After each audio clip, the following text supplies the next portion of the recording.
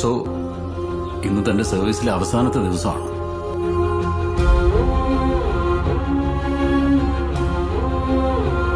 തന്റെ ജീവിതത്തിൽ നടന്നത് എന്താണെന്നൊക്കെ എല്ലാവർക്കും അറിയാം.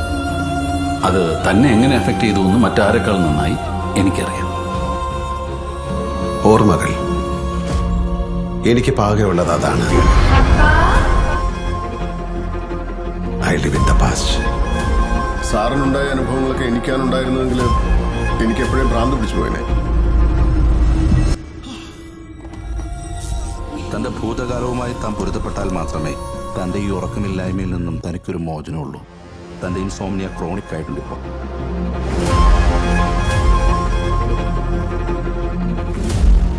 മൂന്ന് കൊലപാതകങ്ങളാണ് സാർ നടന്നിരിക്കുന്നത്. 3 മുറ്റുപാറ്റുകളാണ്. ആ സീൻ ഓഫ് ക്രൈം കണ്ടാലേ സാറിന് ശരിക്കും മനസ്സിലാവും. എന്റെ കരിയറിൽ ഞാൻ കാണാൻ പോകുന്ന അവസാനത്തെ ക്രൈം സീൻ. കൊല്ലപ്പെട്ടവരെല്ലാം വളരെ ഇമ്പോർട്ടന്റ് ആയ ആളുകൾ.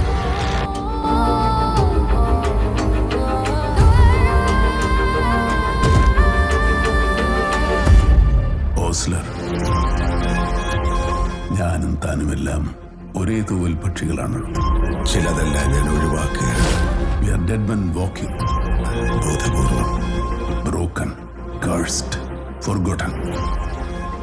നമ്മൾ ജീവിച്ചിരിക്കുമ്പോൾ നമ്മുടെ മക്കൾ മരിക്കുന്നത് കാണുന്നതിനേക്കാൾ വലിയൊരു ട്രാജഡി ഇല്ല സാർ. ദൈവവും പർദീസയുമെല്ലാം എന്നേ കൈവിട്ടവരാണ് നമ്മൾ. നരകങ്ങളുടെ ആഴക്കയങ്ങൾക്ക് പോലും വേണ്ടാത്തവർ. നമ്മുടെ ശാപമോക്ഷത്തിനായി ഒടുക്കം ചെകുത്താൻ തന്നെ നേരിട്ടിറങ്ങിയാലോ ഓസ്ലർ. അയാളുടെ കയ്യിലുണ്ടെങ്കിലോ ഒരു ഡെവിൾസ് ഓൾട്ടർനേറ്റീവ്.